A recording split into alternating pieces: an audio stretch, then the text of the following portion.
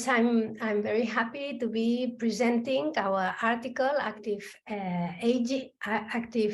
Aging with Digital Technologies, Seniors, Usages and Attitudes, on behalf of the authors team, my colleagues, Professor Santos Urbina and Irantzu Fernández.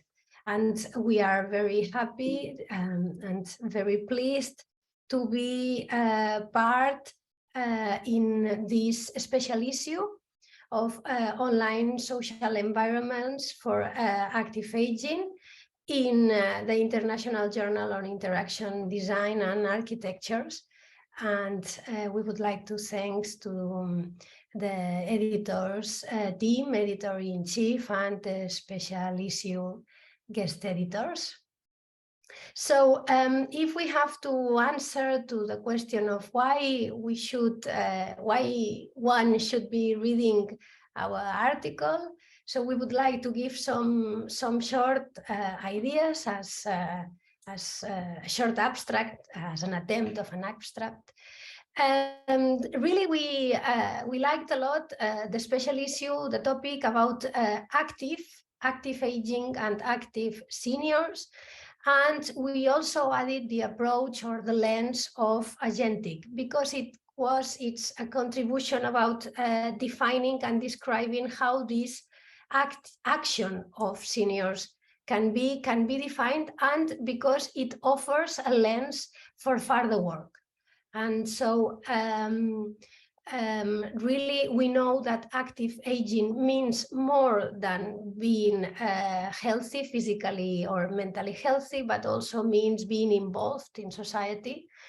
And the action that the agency concept adds helps in describing how this action should be and how it moves. It moves in particular in relation to individual, relational and contextual abilities. And this is how we tried to explain the results in this usage of technology. So we try to support or to contribute to the research field with an instrument that we present as a validated and coherent tool that explores the usage of ICT with the aim of being quite extensive, if we can say this. So we really wanted to describe in quite a number of nuances or details how this ICT is used and how is attitude developed towards the different usages and tools. We tried to have a socio-demographic selection of participants. We know it's too risky to say that it represents a population, so we want to be to take care about this, but at least we had the motivation of having a socio-demographic selection, and it is around the whole island, considering origin, gender, and age. And the first description of usages shows that there is no gender difference, that mobile phones are mostly used, and the aims are more about information and communication aims, which really is in line with current research about usages. Then the attitude shows that the normal, I mean, the more frequent attitude is that it is accepting technology, not really being very fond of, but not rejecting. So probably this is an interesting finding, because from the rather acceptance of technology, there is a lot to work and to go further. And then what beyond the descriptive analysis, we wanted to have a kind of correlational explanation of our results. And being very brief, I think that if you read the article, you could see that there is the education element as one key factor that explains the individual usage or the individual attitude towards technology. But if you keep reading and analyzing the data, you will see that there are other factors which are about the relational dimension of agency that contributes in understanding how seniors would use technology and who can develop better attitudes or more positive attitudes towards the usage. And it's about living with others.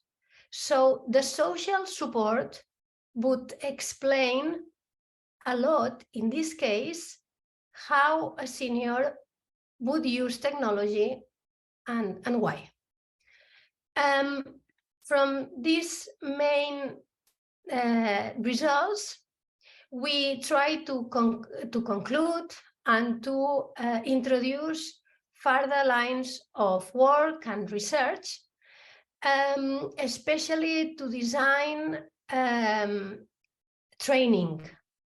So if policies should foster technology training for seniors, if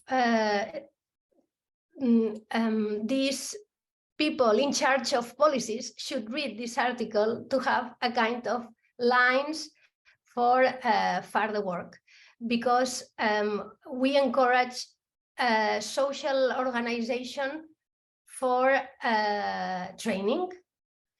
And then we conclude with a reflection that the capital value that seniors give to our society is needed, and the digital cannot be the gap. So we need to work towards beyond that digital gap. I would like to ask a question about the training. What type of training precisely you keep in your mind? And also, if this training should be conducted in person or online? Well, I start with the second question. We had difficulties to have answers from our seniors, in particular if they were growing, I mean the older they got, to have answers for the online instrument. So based on this experience and in particular for the research, I would say that yes, training should be face-to-face, really a key element of the design of that training. And I would go for two kind of training based on this, is that I guess one interesting idea would be to have intergenerational courses because of this family element, and the youngest of the family helping the seniors, and because of the importance of the value of the exchange between generations. I think I would recommend and suggest intergenerational designs of courses, but also anyway, even if it is not intergenerational, I would recommend that the training had the social element. So although one person needs to develop individual digital skills, these digital skills are better developed with peers and with others. So the design should include the social exchange and the social help and the peer support for sure. I mean, as a main idea, I guess there are lots of elements to comment here. Thank you, Gemma, so much. And I hope that this article will reach to the policymakers. At least you can try to send a link. Let's see if they are reading it.